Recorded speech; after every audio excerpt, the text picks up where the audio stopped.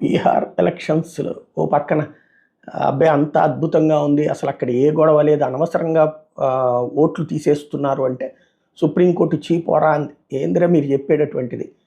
మొత్తం 3 కంప్లైంట్లు వచ్చినా 3 కూడా ఇండివిజువల్ కంప్లైంట్లే.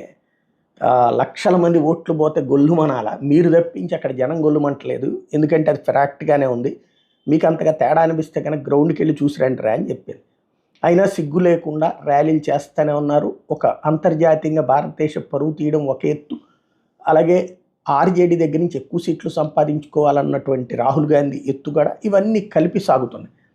ఈ సందర్భంలో తాజాగా ఏదైతే 2 పాకిస్తానీ అమ్మాయిలు ఓట్లు బయటపడ్డాయి బీహార్లోని బాగల్పూర్లో.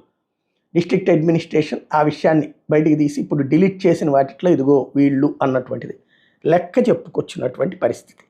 దాంతో తలబట్టుకోవడం అన్నటువంటిది వీళ్ళ వంతు.